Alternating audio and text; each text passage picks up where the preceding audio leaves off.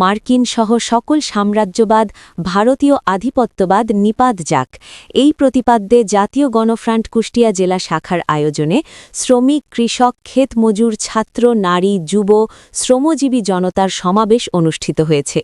শনিবার বিকেলে শহরের পাবলিক লাইব্রেরি মাঠে অনুষ্ঠিত উক্ত সমাবেশে প্রধান অতিথি ছিলেন জাতীয় গণফ্রন্ট কেন্দ্রীয় কমিটির ভারপ্রাপ্ত সমন্বয়ক কমরেড রজত হুদা। সংগঠনের কুষ্টিয়া জেলা শাখার সদস্য কমরেড মকসুদ আহমেদ মনির সভাপতিত্বে সমাবেশে সংগঠনের কেন্দ্রীয় ও জেলার নেতৃবৃন্দ বক্তব্য রাখেন। এই প্রচলিত পুঁজিবাদী যে ব্যবস্থা, শোষণমূলক যে ব্যবস্থা, সেই ব্যবস্থা ভাঙার মধ্য দিয়ে একটি শোষণহীন সমাজতান্ত্রিক ব্যবস্থা কায়েম না হওয়া পর্যন্ত আমৃত্যু সংগ্রামে লিপ্ত থাকব। আমার ৪১ বছরের এই সংগ্রামে আমরা কয়েকবার এই কুষ্টিয়াতে আমাদের দলের প্রার্থীরা অংশগ্রহণ করেছে। এইবার আমি গণতান্ত্রিক যুক্ত ফ্রন্টের এবং আমাদের দল বাংলাদেশের সমাজতান্ত্রিক দল বাসদের সমর্থনে এখানে ওই মার্কার প্রার্থী হয়েছি। আপনারা আগামী ১২ তারিখের যে ভোট, ১২ তারিখের যে নির্বাচন, সেই নির্বাচনে আপনারা ব্যাপকভাবে মই মার্কার পক্ষে সমর্থন গড়ে তুলবেন। মই মার্কার পক্ষে সমর্থন গড়ে তোলা মানে এদেশের গরিব মেহনতি মানুষের যে সমর্থন, তা সুতায় একটা একটা করে মালা গাঁথার মতো। সাথী বন্ধুরা আমার, আগামী ১২ তারিখের নির্বাচনে আপনাদের সবার সমর্থন কামনা করে সংক্ষিপ্ত বক্তব্য শেষ করছি। আমরা যারা প্রতিদ্বন্দ্বিতা করছি, নমিনেশন পেপার উত্তোলন থেকে শুরু করে জমা দেওয়া পর্যন্ত বিভিন্ন কার্যক্রমে অংশগ্রহণ করছি, সেখান থেকে আমি কিন্তু ব্যক্তিগতভাবে কিছু নমুনা, কিছু লক্ষণ দেখতে পাচ্ছি।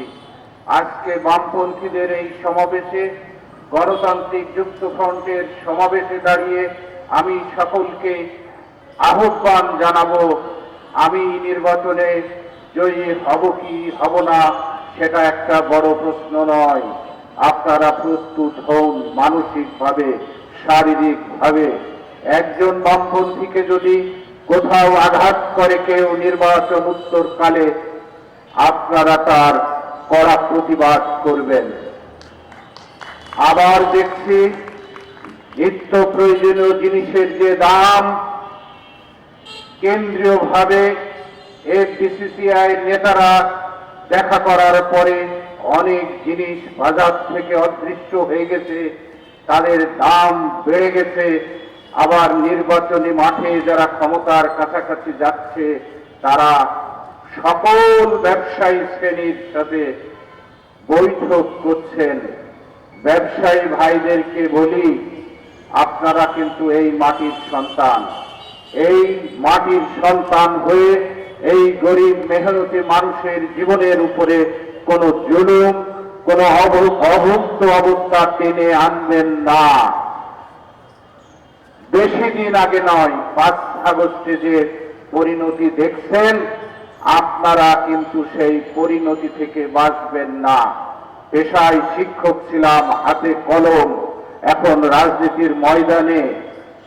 একটি এলাকার আমি মানুষ, যে এলাকায় হত্যা, রাহাজানি, রক্তপাত কৈশোর এবং যৌবনের স্মৃতিটাকে খুবই ভারাক্রান্ত করে তুলত।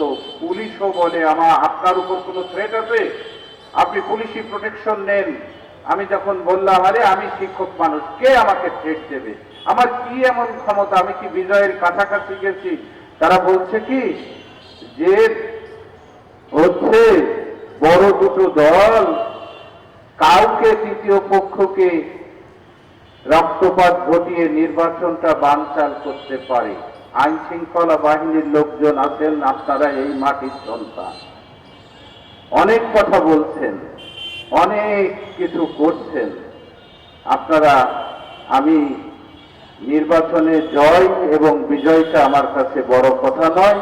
নির্বাচনে অংশগ্রহণ করছি, সাধারণ মানুষের পক্ষে দুটি কথা বলছি এবং এই পুঁজিবাদী শোষণ ব্যবস্থা ভাঙার জন্য যে লড়াই, সেই লড়াইয়ে সামিল হতে পেরে নিজেকে আনন্দিত বোধ করছি।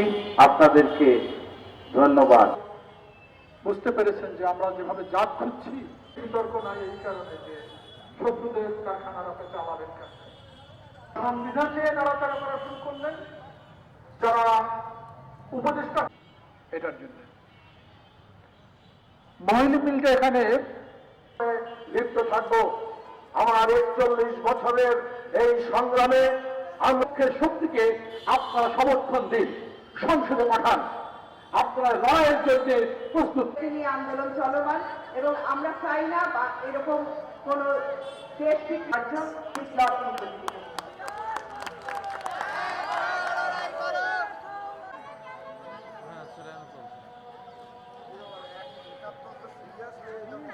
ওটা লালন বুঝতে পারেনি। আর আপনারা এই সংবিধানে নানান কারণে আপনাদের আপত্তি আছে। লুণ্ঠনকারীর এই রাজনীতি, দুর্বৃত্তায়নের রাজনীতির বিপরীতে জনগণের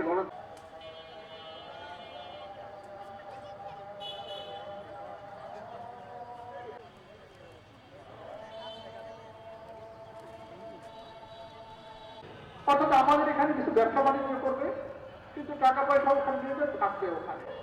65 সালে এখান থেকে একজন লোক ইন্ডিয়া চলে যাওয়ার জন্য সাম্প্রদায়িক শক্তি, মুক্তিযুদ্ধের পরাজিত শক্তি, তারা ক্ষমতা। মেহনতি শ্রমিক জনতার সংকট প্রতিদিন বাড়ছে। তার এর একটি পর্যায়ে 5ই আগস্টের 24 সালে 5ই আগস্টের রাস্তায় লড়াই করি। একটু আগে আমার আগে কথা বলেছেন মনীষা তো 5 নভেম্বর দিবে না, কিন্তু আমরা প্রধান উপদেষ্টা দিয়ে বদ্ধ পরিবার এটা দিয়ে দেবেন। বেতন পায়, নারীর কাছে কম বেতন পায়। তাহলে 5 ঘন্টা বেতন পেলে কি নারীকে, এই সমস্ত মেয়েরা ওই আপনার ওখানে গেলে শুধু শ্রমিক হিসাবে না, নারী